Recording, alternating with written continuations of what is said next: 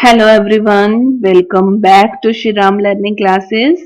आज के इस लेसन में हम डिस्कस करने वाले हैं financial statement analysis. Okay, and this is the part of the unit fourth. Unit fourth के अंदर हमारा ये टॉपिक है।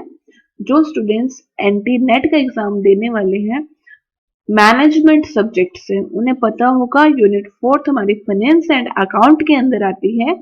एंड फाइनेंशियल स्टेटमेंट एनालिसिस की एक टेक्निक है रेशियो एनालिसिस, जो कि आज हम इस लेसन में डिस्कस करेंगे। फाइनेंशियल स्टेटमेंट एनालिसिस, सबसे पहले पता होना चाहिए कि financial statement analysis, financial statement क्या होती है। जो कंपनी की फाइनेंशियल पोजीशन को शो करती है उसको हम क्या बोलते हैं, फाइनेंशियल स्टेटमेंट। ओके, अब है कि अब हम इसका एनालिसिस कैसे करते हैं। एनालिसिस के अंदर हम डिटेल्ड अकाउंटिंग इंफॉर्मेशन को स्टडी करते हैं। ठीक है, जब भी हम एनालिसिस करते हैं फाइनेंशियल स्टेटमेंट का, इसके अंदर हम एग्जामाइन करते हैं डिटेल अकाउंटिंग इंफॉर्मेशन जो कि फाइनेंशियल स्टेटमेंट के अंदर गिवन होती है। फाइनेंशियल स्टेटमेंट एनालिसिस जब हम कर रहे हैं तो हम क्या करते हैं, एक ये सिस्टमेटिक प्रोसेस होता है जिसके अंदर जो फाइनेंशियल इंफॉर्मेशन होती है उसको हम डिवाइड कर देते हैं सिंपल और वैल्यूएबल एलिमेंट्स के अंदर, और रिलेशनशिप बनाते हैं इंटर रिलेटेड एलिमेंट और इंटरप्रेटिंग। इस तरीके से रिलेशनशिप बनाते हैं कि जैसे कि इजी वे से फाइनेंशियल पोजीशन है एंटरप्राइजेस की, वो फाइनेंशियल स्टेटमेंट के थ्रू इजी वे से समझ में आ सके। ठीक है, नेक्स्ट, जब हम फाइनेंशियल स्टेटमेंट एनालिसिस का एनालिसिस कर रहे हैं, जब हम फाइनेंशियल स्टेटमेंट का, तो उसके अंदर हम क्या क्या देखते हैं। इसके अंदर इंक्लूड होता है profit and loss account, balance sheet, cash flow statement enterprises की, ये सभी इंक्लूड होती हैं फाइनेंशियल स्टेटमेंट का जब हम एनालाइज कर रहे हैं। ठीक है, ये हमारे को इंफॉर्मेशन ऐसी प्रोवाइड करता है जिसमें कि हम जो कॉम्प्लेक्स फाइनेंशियल डेटा है उसको हम अच्छे से समझ सके एंड अप्रोप्रिएट फाइनेंशियल डिसीजन ले सके। ठीक है, उसको हम क्या बोलते हैं, फाइनेंशियल स्टेटमेंट एनालिसिस। ये इंफॉर्मेशन प्रोवाइड करता है जिसमें कि हम जो फाइनेंशियल डेटा है, कॉम्प्लेक्स फाइनेंशियल डेटा है, उसको समझ सके और उसके थ्रू हम ढंग से डिसीजन ले सके। इसलिए हम क्या करते हैं, फाइनेंशियल स्टेटमेंट को एनालाइज करते हैं। अब पता होना चाहिए कि एनालिसिस क्या होता है और इंटरप्रिटेशन क्या होता है। ठीक है, एनालिसिस का मतलब क्या होता है, एनालिसिस का मतलब होता है कि हम जब प्रॉपर क्लासिफिकेशन कर रहे हैं कि ये इस हेड के अंडर आएगा, ये इस हेड के अंडर आएगा, हर चीज का प्रॉपर क्लासिफिकेशन कर दिया। और इंटरप्रिटेशन का मतलब क्या होता है कि हम एक्सप्लेन करते हैं मीनिंग और सिग्निफिकेंस, क्या इंपॉर्टेंस है फाइनेंशियल डेटा की, उसका क्या मीनिंग निकलता है, इसको हम बोलते हैं इंटरप्रेट। ठीक है, क्लियर हो गया। अब हम समझते हैं रेशियो, और जो कि टेक्निक है फाइनेंशियल स्टेटमेंट एनालिसिस की। पहले हमने बेसिक से समझा, एक बार से मैं दोबारा से बता देती हूँ क्या क्या पढ़ा हमने इसमें। सबसे पहले हमने देखा कि फाइनेंशियल स्टेटमेंट एनालिसिस का मतलब क्या होता है। मतलब जब हम एनालाइज कर रहे हैं फाइनेंशियल स्टेटमेंट को, मतलब जब जो भी हमारे पास इंफॉर्मेशन है उसमें से जो हम इंपॉर्टेंट डेटा निकालते हैं ना, उसको बोलते हैं हमने एनालाइज किया फाइनेंशियल स्टेटमेंट को। अगर सारा का सारी इंफॉर्मेशन है, अगर हम उसे ही ऐसे पढ़ने लग जाएं, जैसे स्लाइड्स है गिवन है आपको, सेम टू सेम मैं वही टॉप लाइंस पढ़ने लग जाऊं, तो वो एनालाइज क्या हुआ, उसमें कुछ नहीं हुआ ना। तो मतलब उसमें से आपको इंपॉर्टेंट इंफॉर्मेशन निकाल के बताऊंगी, ये क्रक्स है। ठीक है, उसको उसको बोलेंगे हम analysis of the financial statement. Means important information निकाल ली, कंप्लीट इंफॉर्मेशन में से जो आप इंपॉर्टेंट इंफॉर्मेशन निकाल रहे हो, this is called the financial statement analysis. And financial statement analysis के अंदर हम क्या देखते हैं, डिटेल अकाउंटिंग इंफॉर्मेशन होती है। एक बात और भी ध्यान रखना कि जो फाइनेंशियल स्टेटमेंट है ना, वो मैनेजमेंट अकाउंटिंग का पार्ट है, फाइनेंशियल अकाउंटिंग का पार्ट नहीं है। क्यों नहीं है, क्वेश्चन यहां से आता है कि जो फाइनेंशियल अकाउंटिंग का पार्ट फाइनेंशियल स्टेटमेंट एनालिसिस क्यों नहीं है, पता होना चाहिए। ऑप्शन इस तरीके से क्वेश्चन पूछ लिया जाता है कि financial statement analysis management accounting का पार्ट है या फाइनेंशियल अकाउंटिंग का पार्ट है। तो पता होना चाहिए ये मैनेजमेंट अकाउंटिंग का पार्ट है। मैनेजमेंट अकाउंटिंग का पार्ट क्यों है, अभी बताया ना मैंने कि इसके अंदर इंक्लूड होता है एनालिसिस और इंटरप्रिटेशन। मैनेजमेंट अकाउंटिंग के अंदर हम एनालाइज भी करते हैं, एनालिसिस भी करते हैं और इंटरप्रिटेशन भी करते हैं, इंटरप्रेट भी करते हैं। बट फाइनेंशियल अकाउंटिंग के अंदर हम क्या करते हैं, रिकॉर्डिंग करते हैं और क्लासिफाइंग करते हैं। और अकाउंटिंग प्रिंसिपल जो हमने स्टडी किए हैं उसके कर लिए हैं, उसके बेस पे हम इंफॉर्मेशन नोट करते हैं। और ज्यादातर जो लोग हैं वो बैलेंस शीट नहीं समझ पाते, फाइनेंशियल स्टेटमेंट नहीं पढ़ पाते, तो उनको क्या होता है कि एनालिसिस ही वो समझ पाते हैं। ठीक है, एनालिसिस का मतलब क्या होता है, एनालिसिस का मतलब होता है कि इवेल्युएट करना, ये कि रिलेशनशिप किसी भी डिफरेंट पार्ट्स में है, या जैसे कि दो या दो वेरिएबल्स के बीच में है, उसको हम क्या करते हैं, इवेल्युएट करते हैं, जो कि फाइनेंशियल पोजीशन या परफॉर्मेंस बताएगा कि हमारा फर्म कैसा परफॉर्म कर रहा है, उसको बोलते हैं हम एनालिसिस। एनालिसिस का मतलब क्या होता है, इवेल्युएट करना कि हमारी फर्म कैसा परफॉर्म कर रही है, उसको समझना, फाइनेंशियल पोजीशन को जो बता रहा है, परफॉर्मेंस को जो बता रहा है। मीन्स हम रिलेशनशिप जो डिफरेंट डिफरेंट पार्ट्स में है या दो वेरिएबल्स के बीच में है, तो उसको हम क्या करते हैं, एनालाइज करते हैं, इवेल्युएट करते हैं। इंटरप्रिटेशन का मतलब क्या है कि एनालिसिस को देख के हम क्या करते हैं, इन्फ्रेंस ड्रॉ करते हैं कि आगे क्या करना है, कैसे करना है, फिगर क्या आई है, उसका क्या मतलब है। जैसे कि डेब्ट इक्विटी रेशियो 3:2 आ रही है, क्विक रेशियो 2:1 आ रही है, तो 1:1 होती है वो गुड होता है, ये अच्छा या बुरा, ये इंटरप्रिटेशन बताएगा। ठीक है, एनालिसिस में हम इवेल्युएट करते हैं, इंटरप्रिटेशन में क्या अच्छा है क्या बुरा है, और एनालिसिस को देख के ही हम क्या करते हैं, इंटरप्रेट करते हैं कि आगे क्या करना है, कैसे करना है। ठीक है, यहां तक समझ आ गया, कोई डाउट तो नहीं है। देन हम स्टार्ट करते हैं जो डिफरेंट डिफरेंट टेक्निक है फाइनेंशियल स्टेटमेंट एनालिसिस की, उसमें से एक फर्स्ट है रेशियो एनालिसिस, जो हम डिस्कस करेंगे। दो लाइनों में एक बार मैं फटाफट से फिर समझा देती हूँ फाइनेंशियल स्टेटमेंट एनालिसिस का मतलब क्या होता है। ये मैनेजमेंट अकाउंटिंग का पार्ट है, फाइनेंशियल अकाउंटिंग का पार्ट नहीं है। मैनेजमेंट अकाउंटिंग का पार्ट क्यों है, क्योंकि इसके अंदर एनालिसिस और इंटरप्रिटेट किया जाता है। एनालिसिस का मतलब होता है इवेल्युएट करना, और इंटरप्रिटेशन का मतलब क्या होता है, एनालिसिस को देख के ही हम इंटरप्रेट करते हैं कि आगे क्या करना है और कैसे करना है। ठीक है, अब हम बात करते हैं टेक्निक फाइनेंशियल स्टेटमेंट एनालिसिस की। उसमें से फर्स्ट टेक्निक है रेशियो एनालिसिस। रेशियो एनालिसिस जानने से पहले हम देखेंगे कि रेशियो क्या होता है। जो न्यूमेरिकल रिलेशनशिप होता है दो नंबर्स के बीच में, उसको हम क्या बोलते हैं, रेशियो। जैसे 3:2, 2:1, ये क्या है, specially the simple division of one number by the another, means current asset to the current liability ratio is 2:1। ठीक है, इसमें क्या है, 2:1 मतलब डिवीजन है एक नंबर दूसरे नंबर से, उसको हम क्या बोलते हैं, रेशियो। मतलब न्यूमेरिकल रिलेशनशिप है दो नंबर्स के बीच में, उसको हम क्या बोलते हैं, रेशियो। अब हम बात समझते हैं कि रेशियो एनालिसिस होता क्या है। जो मैथमेटिकल रिलेशनशिप बताता है एक नंबर का दूसरे नंबर से, यानी मैथमेटिकल रिलेशनशिप फ्रैक्शन है या परसेंटेज नंबर में होता है। ठीक है, रेशियो क्या करता है, कंपेरेबिलिटी बनाता है सिंगल फिगर का। अगर सिंगल फिगर होगी तो हम रेशियो को तो हम देख ही नहीं सकेंगे, एनालाइज कर ही नहीं सकेंगे, सिंगल फिगर का तो कोई यूज ही नहीं होता रेशियो के अंदर।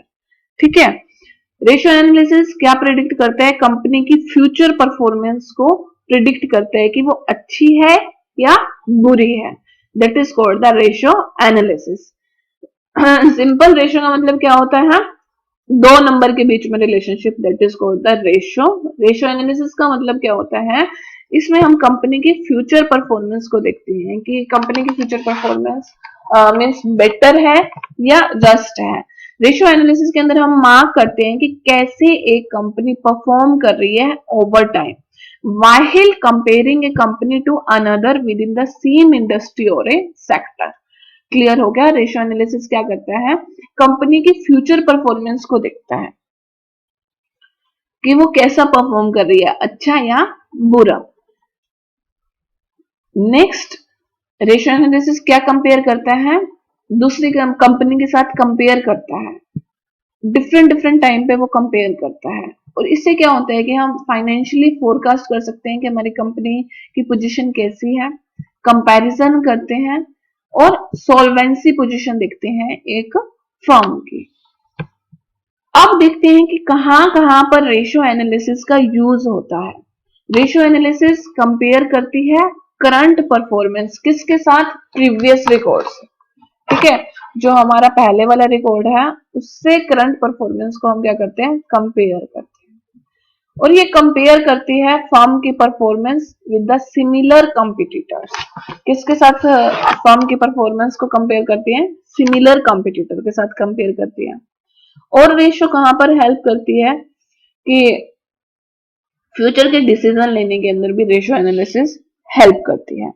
कहां कहां पर हेल्प करती है, फाइनेंशियल फोरकास्टिंग में हेल्प करती है, कंपैरिजन में भी हेल्प करती है, और सॉल्वेंसी पोजीशन है एक फर्म की उसके लिए भी हेल्प करती है। ठीक है, अब हम देखते हैं कि इसकी क्या क्या लिमिटेशन है। ये तो समझ आ गया हमें कि कहां कहां रेशियो एनालिसिस का यूज होता है, फाइनेंशियल स्टेटमेंट को एनालाइज करने के लिए रेशियो एनालिसिस का यूज होता है, और कहां पे पोजीशन आ रही है, कौन से डिसीजन में प्रॉब्लम आ रही है, ऑपरेटिंग डिसीजन ले, इन्वेस्टिंग डिसीजन ले, फाइनेंसिंग में कहां पे प्रॉब्लम आ रही है, उसके लिए भी रेशियो एनालिसिस हेल्प करती है। प्रॉब्लम एरिया को हम देखती हैं कि प्रॉब्लम एरिया आइडेंटिफाई करती है कि लिक्विडिटी है या सोल्वेंसी, इनमें से देखते हैं प्रॉब्लम कहाँ है ये बताएगा। ट्रेंड देखते हैं बिजनेस का, ट्रेंड मतलब सेल टर्नओवर रेशियो क्या है, ये भी रेशियो एनालिसिस हेल्प करती है बताने में। ठीक है, रेशियो एनालिसिस कहाँ कहाँ पे हेल्प करती है, करंट परफॉर्मेंस को प्रीवियस रिकॉर्ड के साथ कंपेयर करने में रेशियो एनालिसिस हेल्प करता है, और फर्म की परफॉर्मेंस सिमिलर कॉम्पिटिटर के साथ कंपेयर करने में भी रेशियो एनालिसिस हेल्प करता है, और फ्यूचर डिसीजन लेने के लिए भी रेशियो एनालिसिस हेल्प करता है। फाइनेंशियल स्टेटमेंट को एनालाइज करने के लिए भी रेशियो एनालिसिस हेल्प करता है। प्रॉब्लम कहाँ पर आ रही है, कौन से डिसीजन में प्रॉब्लम आ रही है, उसके लिए भी, वो डिसीजन लेने के लिए भी रेशियो एनालिसिस हेल्प करता है। प्रॉब्लम एरिया क्या है, ट्रेंड ऑफ बिजनेस मतलब सेल टर्नओवर रेशियो भी बताने के लिए भी रेशियो एनालिसिस हेल्प करता है। अब हम देखते हैं कि लिमिटेशंस क्या क्या है रेशियो एनालिसिस की। रेशियो एनालिसिस की जो इंफॉर्मेशन है वो हिस्टोरिक होती है, वो करंट नहीं होती। ठीक है, मतलब जो रेशियो एनालिसिस है ऐसा तो नहीं है ना कि अभी आपने करंट में ही रेशियो निकाली, वो सारा का सारा जो डेटा होता है वो कैसा होता है, हिस्टोरिक होता है। Ratio analysis does not take into the account external factor such as a worldwide recession. और जो रेशियो एनालिसिस जब हम एनालाइज कर रहे हैं तो हम एक्सटर्नल फैक्टर को कंसीडर नहीं कर रहे। ठीक है, एंड इसके अंदर हम ह्यूमन का जो एलिमेंट है एक फर्म के अंदर उसको भी हम मेजर नहीं करते। ये ओनली कंपैरिजन के अंदर यूज किया जाता है, और कब कंपैरिजन होगा, जब वो फर्म सेम साइज की होगी और सेम टाइप की होगी। समझ आ गया, कहाँ कहाँ रेशियो एनालिसिस मतलब लिमिटेशंस क्या क्या है, कहाँ कहाँ पर रेशियो एनालिसिस हेल्प नहीं करता। अगर देखो सिंगल फिगर है, एक ही फिगर देगी दे दी 1 या 3 कुछ भी सिंगल फिगर है, तो उसका तो रेशियो एनालिसिस के अंदर कोई काम ही नहीं है, क्योंकि सिंगल फिगर का तो कोई यूज ही नहीं है। ठीक है, एंड फाइनेंशियल स्टेटमेंट में अगर गड़बड़ होगी, यानी जो अकाउंटिंग डेटा अगर फॉल्स होगा तो रेशियो भी कैसी आएगी, फॉल्स आएगी, और कंपैरिजन है वो पॉसिबल ही नहीं हो पाएगा। तो डिफरेंट डिफरेंट जो फर्म्स है वो अडॉप्ट करती है डिफरेंट डिफरेंट अकाउंटिंग पॉलिसीज। ठीक है, अगर फॉल्स अकाउंटिंग डेटा होगा तो रेशियो भी क्या निकल के आएगी, फॉल्स। फाइनेंशियल स्टेटमेंट में गड़बड़ होगी तो जो डेटा आएगा, जो रेशियो आएगी वो भी रॉन्ग होगी। जो रेशियो अलोन है वो एडिक्वेट नहीं है, सिंगल रेशियो हेल्पफुल नहीं होगी। ठीक है, और सिंगल होगी फिगर तो कंपैरिजन पॉसिबल ही नहीं हो पाएगा। और इसके लिए जो फर्म्स है वो सेम साइज और सेम टाइप की होनी चाहिए। विंडो ड्रेसिंग का मतलब क्या होता है कि हमारे पर्दे के पीछे क्या है, कुछ नहीं पता। जैसे हमने डेटा को मैनिपुलेट कर दिया जिससे कि हमें फायदा हो रहा है, हमने फॉल्स रिप्रेजेंट कर दिया डेटा, जैसे 3 to 5 था और हमने कर दिया 8 to 5, तो फॉल्स रिप्रेजेंटेशन हो रही है, that is called the window dressing. ठीक है, जैसे हमने इन्वेस्टर है वो हम उसको क्या करना चाह रहे हैं, इन्फ्लुएंस करना चाह रहे हैं, तो हमने सेल्स ज्यादा दिखा दी और प्रॉफिट ज्यादा दिखा दिए, जिससे कि अगर लॉस ज्यादा होगा तो हम क्या होगा, टैक्स से बचेंगे। इसके अकॉर्डिंग हमने क्या कर दिया, डेटा को मैनिपुलेट कर दिया जिससे हमें फायदा हो, यानी कि फॉल्स रिप्रेजेंटेशन हो गई, उसको हम बोलते हैं विंडो ड्रेसिंग। ठीक है, ये लिमिटेशंस हैं किसके, रेशियो एनालिसिस के। आइए एक बार से कंप्लीट रिवाइज करते हैं।